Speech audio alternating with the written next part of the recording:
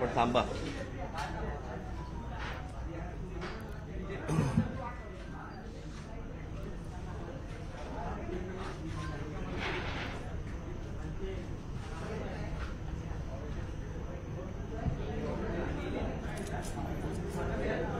Phone करून थकली.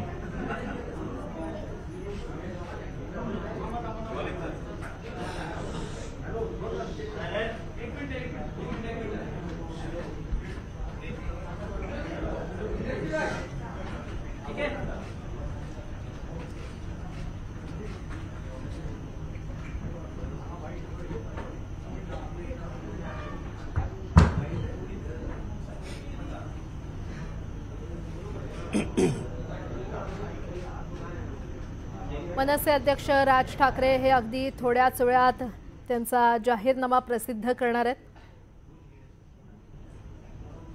विधानसभा निवडणुकीसाठी मनसेकडून आज त्यांचा जाहीरनामा प्रसिद्ध करण्यात येतोय. अगदी काही क्षणात मनसे अध्यक्ष राज ठाकरे हे आपल्या पक्षाचा जाहीरनामा प्रसिद्ध करतात. शेवटपर्यंत काय चालू असतं रे?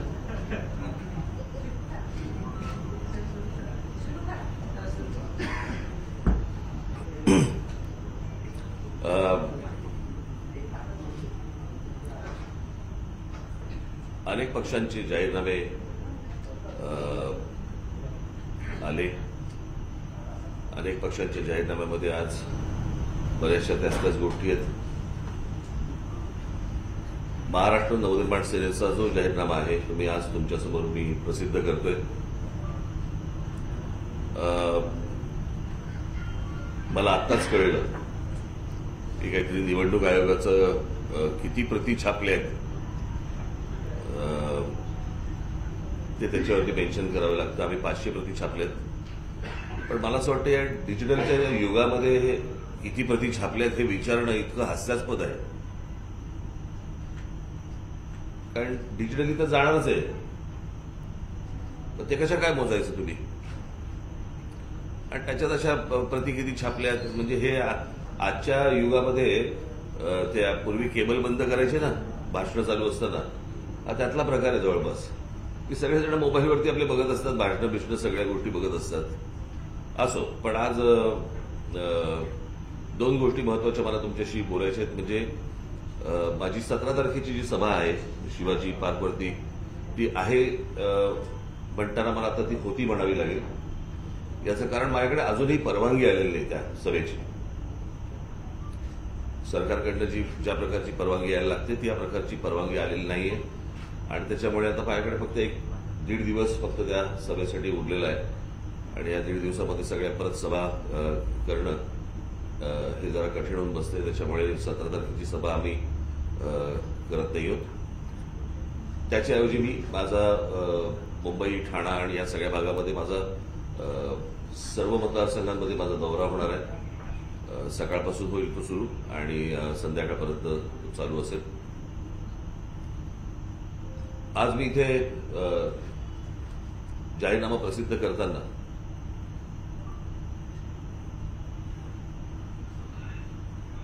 अनेकांनी आम्ही काय करू एवढंच फक्त दिलंय. पण आमच्या जाहीरनाम्यामध्ये आम्ही काय करू आणि कसं करू या देखील गोष्टी आम्ही जाहीरनाम्यामध्ये टाकलेल्या आहेत. माझी आपल्या सर्वांना विनंती आहे की आपण आपल्या चॅनलवरती आणि वर्तमानपत्रामध्ये आपण जरा थोडासा हा जाहीरनामा नीट सखोल वाचावा अशी माझी आपल्याला सर्वांना विनंती आहे. मी काल परवाकडे सांगितलं की 2006 साली मी महाराष्ट्राची ब्ल्यूप्रिंट घेऊन येईन म्हणून सांगितलं होतं.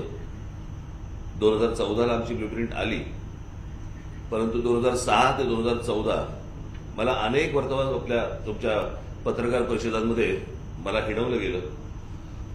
कुत्सितपणे प्रश्न विचारले गेले, कुठे गेली ब्ल्यूप्रिंट, कुठे गेली ब्ल्यूप्रिंट.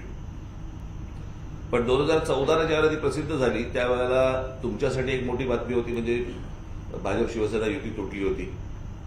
तो दिवस मी समजू शकतो, परंतु 2014 ते 2024 गेल्या 10 वर्षामध्ये मला त्या ब्ल्यूप्रिंटमध्ये काय आहे, कशी केली, काय केली असा एकही प्रश्न आजपर्यंत कधी कोणी मला विचारला नाही.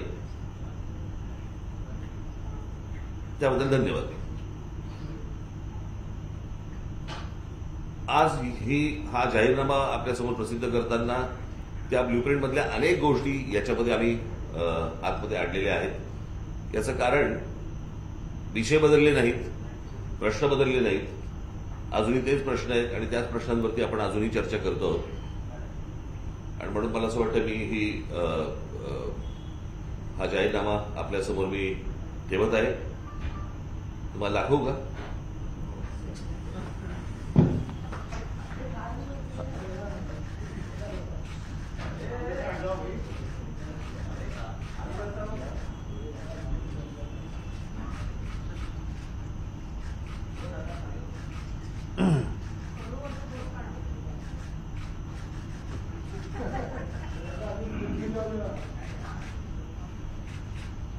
ठीक आहे.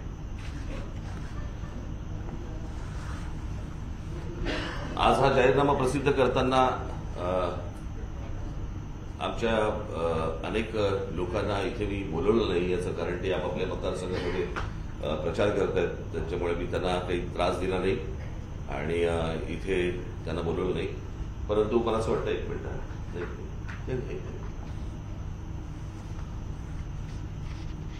याच्यामध्ये जर समजा आपण जर मी तुमच्या हातात देतोच ते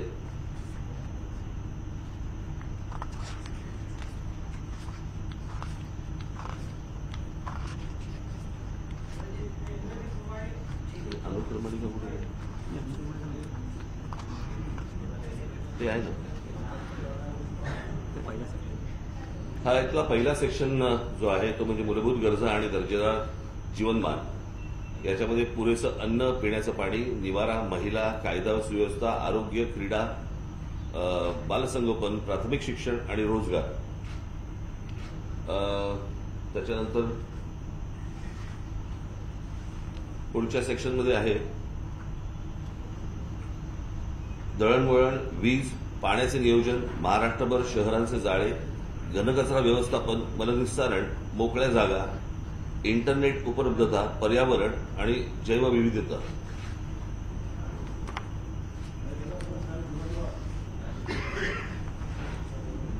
तिसऱ्या सेक्शनमध्ये आहे प्रगतीच्या संधी, राज्याचं औद्योगिक धोरण, राज्याचं व्यापार धोरण, प्रशासन आणि उद्योग नियंत्रण, कृषी, पर्यटन आणि व्यावसायिक शिक्षण. आणि चौथा शेवटचा त्यातला भाग आहे मराठी अस्मिता, मराठी आणि समाज, दैनंदिन वापरात मराठी, प्रशासनात मराठी, डिजिटल जगात मराठी, शिक्षणात मराठी, जागतिक व्यासपीठावर मराठी, मराठी साहित्य प्रसार, गड आणि किल्ले संवर्धन आणि पारंपरिक खेळ. इतक्या विषयांना आम्ही या जाहीरनाम्यामध्ये हात लावलेला आहे आणि त्याच्यावरती कशा प्रकारच्या गोष्टी आपण करू शकतो आणि सोडवू शकतो त्याची बऱ्याच प्रमाणामध्ये इथे आम्ही सोल्युशन्स पण दिलेली आहेत. मला असं वाटतं जेव्हा आपण वाचाल त्यावेळेला आपल्या ही गोष्ट लक्षात येईल की त्याच्यामध्ये खूप डिटेलमध्ये खूप काम केलेलं आहे आणि त्याचा उपयोग मला असं वाटतं महाराष्ट्रासाठी पुढे भविष्यात खूप चांगल्या प्रकारे करता येईल. याच्या उपर तुम्हाला काय विचारायचं विचार. दुसरी गोष्ट, अजून एक आम्ही पुस्तिका काढलेली आहे आणि ती पुस्तिका आहे म्हणजे आम्ही काय केलं.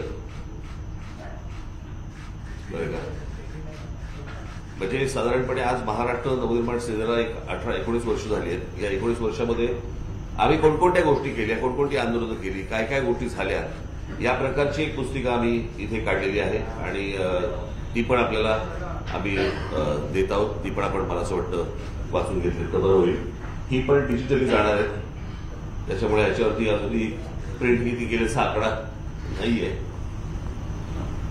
बरं. महायुती किंवा महाआघाडी या दोघांनीही त्यांच्या जाहीरनाम्यामध्ये महिलांना 300 रुपये 3000 रुपये देऊ अशा घोषणा केलेल्या. अशी एखादी घोषणा आपल्या पक्षाकडून करावी असं तुम्हाला का वाटलं नाही? याचं कारण असं आहे कारण त्याचं महाराष्ट्राचं एकूणच आर्थिक साधारणपणे गणित या गोष्टी पाहिल्याशिवाय तुम्ही या गोष्टींचा घोषणा करू शकत नाही. या घोषणांना काही अर्थ नाहीये. प्रश्न असा आहे की आताच्या सरकारने ह्या गोष्टी दिलेल्या आहेत, बरोबर आहे. राज्यावरती बोजा न येता जर यापुढे कंटिन्यू झाला तर त्याला मी गिफ्ट म्हणेन. पण उद्या जर समजा ह्या गोष्टी कंटिन्यू तुम्हाला करता नाही आल्या तर मी त्याला लाच म्हणेन. ती ब्राईब होऊ शकते. सो राज्याचं आर्थिक एकूण जे स्ट्रक्चर आहे हे बिघडता कामा नये कुठच्याही गोष्टींमध्ये. कोणी मला असं वाटतं कुठच्याही राजकीय पक्षाने या गोष्टींचा विचार केला पाहिजे. महिलांना पैसे मिळतात याच्यामध्ये दुःख नाहीये किंवा याच्यामध्ये आनंदच आहे. त्यांना चांगले 4 पैसे मिळतात, चांगली गोष्ट आहे, सरकार देते. पण याच्यातनं आपण मला असं वाटतं पुढे काही अजून वेगळे खड्डे नाही खणत आहोत. म्हणजे आता शिवसेनेच्या उद्धव ठाकरेंच्या ह्याच्यामध्ये छत्रपती शिवाजी महाराजांची मंदिरं आम्ही उभी करणार म्हणून सांगितलं. मला असं वाटतं शिवाजी महाराजांची मंदिरं उभी करण्यापेक्षा मला असं वाटतं विद्या मंदिरं उभी करणं गरजेचं आहे आणि शिवाजी महाराजांचे गडकिल्ले संवर्धन करणं गरजेचं आहे. हे नंतर करा नाही तुम्ही.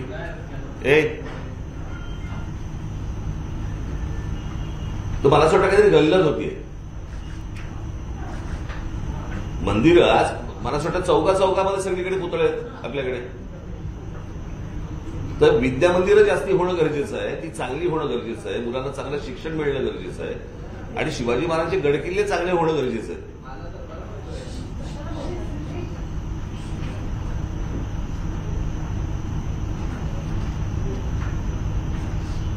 सर 17 तारखेला आपल्याला मैदान न मिळण्यामागे काही राजकारण आहे असं वाटतं? नाही, मला काही माहिती नाहीये. मला याच्यात राजकारण आहे का काय मला माहिती नाही, नसावं या सगळ्या याच्यामध्ये. परंतु मिळालं नाही अजूनपर्यंत परवानगी हे तर सत्य आहे आणि त्याच्यामुळे 1.5 दिवसामध्ये या सगळ्या गोष्टी करणं हे जरा थोडंसं आता तरी. आणि मग त्याच्यात काय होतं, जे उमेदवार सगळे कामाला लागलेले आहेत कळलं का, त्यांचाही अख्खा दिवस निघून जातो त्या सगळ्या याच्यामध्ये. म्हणजे त्यांना नियोजन करण्यासाठी जर समजा अगोदर आम्ही काही संधी दिली असती तर भाग वेगळा, की बाबा 1-4 दिवस अगोदर आले त्यांनाही नियोजन करणं सोपं जातं. पण 1.5 दिवसामध्ये मग सगळा त्यांचा पण दिवस जातो आणि दुसऱ्या दिवशी 5 वाजता प्रचार संपतोय. तर मला असं वाटतं की त्यांनाही एक दिवस मिळतो, मलाही फिरायला मिळतं, सगळ्याच गोष्टी आहेत. आणि आता मला असं वाटतं की माझी खूप भाषणं झालेली आहेत, सगळ्या गोष्टी घराघरामध्ये पोहोचलेल्या पण आहेत, सगळे विषय पण पोहोचलेले आहेत, सगळ्यांनी ते पाहिलं पण आहे तुमच्या कृपेने कळलं का. तर त्याच्यामुळे जे सांगायचं ते सांगितलं गेलेलं आहे, पोहोचलेलं आहे. माध्यमातून 2014 मध्ये ब्लूप्रिंट देखील समोर आणण्यात आली होती. विकासाचं मॉडेल म्हणून तुम्ही नाशिकचा देखील मोठा प्रचार करत होता आणि यानंतर तुम्ही उद्विग्नतेनं एकदा यानंतर तुम्ही एका भाषणात उद्विग्नतेतून म्हटलं होतं की विकास करून जर निवडणुका जिंकल्या जात नाही तर काय केलं पाहिजे ते देखील निवडणुकांसाठी करावं लागेल. आणि अलीकडच्या काळात महाराष्ट्राचं राजकारण ज्या पद्धतीने झालेलं आहे, लोक मतदान ज्या चुकीच्या पद्धतीने करताय असा तुमचा आरोप आहे, तर त्यात जाहीरनाम्याला कितपत महत्व आहे आजच्या निवडणुकांमध्ये असं तुम्हाला वाटतंय? बघा, प्रसिद्ध नसता केलं तर तुम्हीच ठोकलं असतं परत, कळलं का. त्याच्यामुळे या सगळ्या गोष्टी दिलेल्या आहेत. माझ्या मनातनं महाराष्ट्राच्या विकास ही काही गोष्ट जात नाही, ती जाणार पण नाही. उद्विग्न होऊन मी काही गोष्टी 4 गोष्टी बोलणं हा एक वेगळा विषय आहे, पण महाराष्ट्राबद्दलची आस्था प्रेम ही काही जाऊ शकत नाही ना. त्याच्यामुळे सतत मी त्याच्यामध्ये काय काय गोष्टी घडू शकतात, करू शकतो हे मांडणं माझं काम आहे आणि त्याप्रमाणे हा जाहीरनामा समोर ठेवलेला आहे. हा जाहीरनामा प्रसिद्ध करताय, पण लागू कसा केला जाईल? कारण हा जाहीरनामा प्रसिद्ध केला आहे, तो लागू कसा होईल? कारण बहुमतासाठी जे उमेदवार हवे असतात ते सुद्धा झालेले नाहीये. त्यामुळे हा जाहीरनामा, हे बघा, मी तुम्हाला एक गोष्ट सांगतो की यावेळेची निवडणूक तुम्ही सांगू शकत, ना मी सांगू शकत, ना कोणी परमेश्वर सांगू शकत काय होणार आहे. मला माहिती नाही तुम्ही पत्रकारितेमध्ये किती वर्ष आहात, परंतु महाराष्ट्राच्या राजकारणात अशा प्रकारची निवडणूक आजपर्यंत कधी झालेली नाहीये,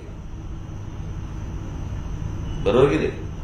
म्हणजे जर समजा तुम्ही गेली लोकसभा पाहिली असेल, तिथला एक खासदार सुरुवातीला 1 मताने निवडून आला होता, बरोबर की नाही. असं आपण कधी बघितलं नव्हतं. मग रिकाउंटिंगमध्ये काहीतरी 39 मतांनी कधी निवडून आला असंही कधी बघितलं नव्हतं. खासदारकीची निवडणूक होती. या विधानसभेच्या वेळेला आता मला जे लोकांना सांगायचंय ते मी सतत सांगतोय की गेली 5 वर्ष विसरू नका. तुम्ही उन्हातानामध्ये उभे राहून जे मतदान केलेलं आहे ते मत सध्या तुमचं कुठे आहे हे एकदा चेक करा. कारण तुम्ही मतदान करायचं या पक्षाला आणि त्या माणसाने उठून दुसऱ्या पक्षाबरोबर जो पक्ष तुम्हाला आवडत नाही,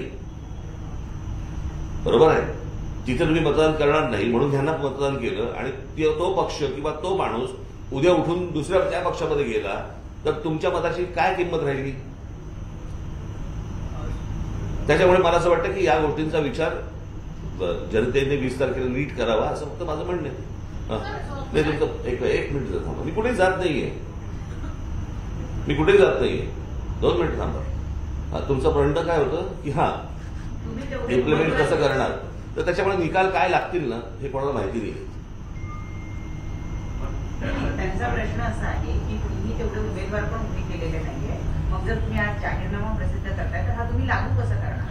म्हणूनच मी तुम्हाला सांगतो रिझल्ट काय लागतील हे तुम्हालाही माहिती नाही, मलाही माहिती नाही, कोणालाच माहिती नाहीये. त्याच्यामुळे प्रश्न असा आहे की माझ्या हातात ही गोष्ट येईल या आशेनेच ही गोष्ट आपण समोर ठेवतो ना. आता बाकीच्या पक्षांनी ज्या प्रकारे जाहीरनामे प्रसिद्ध केले त्याला खात्री आहे का सत्य देतील? बरोबर की नाही? खरं बघायला गेलं तर प्रत्येकाने माझ्यापेक्षा कमी उमेदवार उभे केलेत.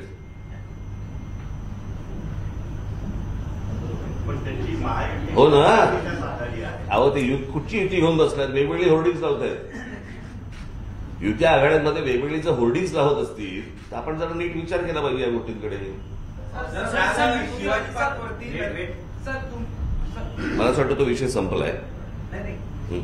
काल शिवाजी पार्कवरती नरेंद्र मोदी यांची सभा झाली. महायुतीच्या सभेला जी गर्दी होती ती रोडावल्याचं चित्र बघायला मिळालं आणि सभेचा वेळ देखील त्यांना काहीसा पोस्ट करावा लागला. हे चित्र निवडणुकीच्या तोंडावर काय दर्शवतं? भाजपची लोक भेटतील का जरा विचार. महाराष्ट्राचं प्लॅनिंग यात मांडलेलं आहे, त्यात मग विकासाचे मुद्दे असतील, डेव्हलपमेंटचे मुद्दे असतील, पण महाराष्ट्र नवनिर्माण सेना आजपर्यंत एकंदरीत हिंदू अस्मिता आणि महाराष्ट्राची अस्मिता या सगळ्यांना मुद्दे करत आलेले. वरळीत सुद्धा मागची 2 दिवसापूर्वी सभा झाली तेव्हा तुम्ही म्हटलात की माझी सत्ता आली तर 48 तासात भूमी उतरू, त्याचा उल्लेख ह्या जाहीरनाम्यात आहेत का? अशा सत्ता ह्याला कारण त्याला आचारसंहिता लागते. काय आहे, काही गोष्टी आता आमच्या ज्या जाहिराती आम्ही केल्यात ना त्या सगळ्या निवडणूक आयोगाने रिजेक्ट केल्या. त्यांचं काय डोकं चालतं मला अजूनपर्यंत कळलेलं नाहीये. पण त्यांच्या हे गोष्ट लक्षात येत नाहीये की ह्याला एक सोशल मीडिया नावाची गोष्ट असते, कळलं का? ते अजूनही मला असं वाटतं पूर्वीच्या जगात येते.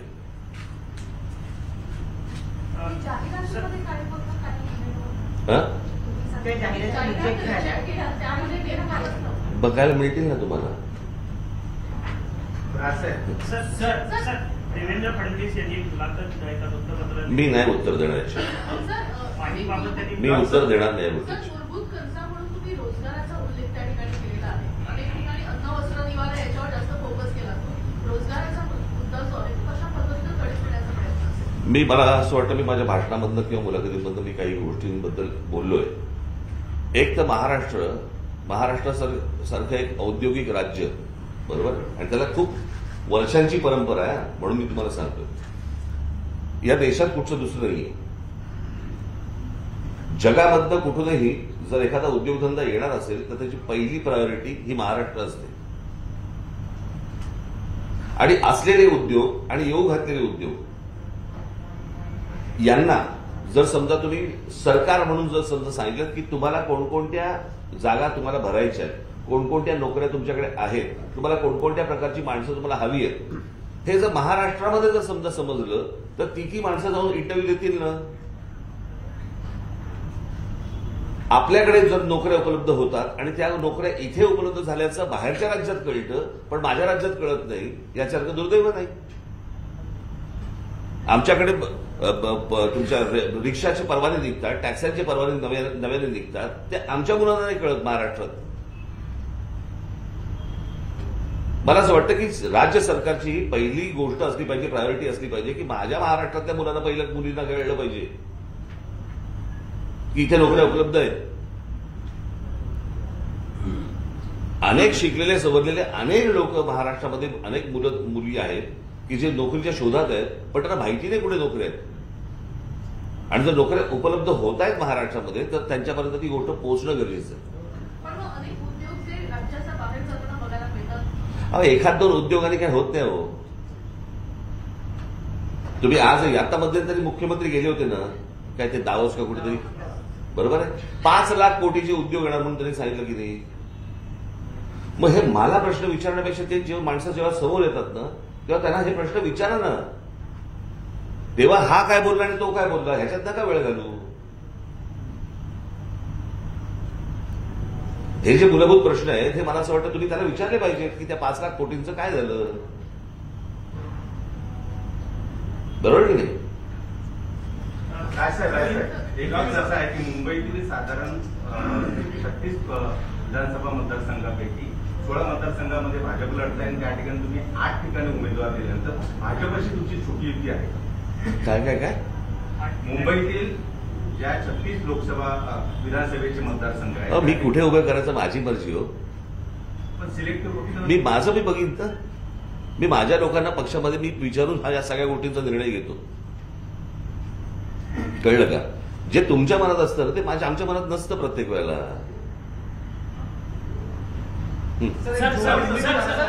आलो जर थांब. इथे काय छुपा रस्ता आहे का जायला बाहेर. 2 मिनिटं कशाला ओरडत आहे. मी बघितलं की येणार ना तुमच्याकडे प्रश्न विचारणार आहे ना.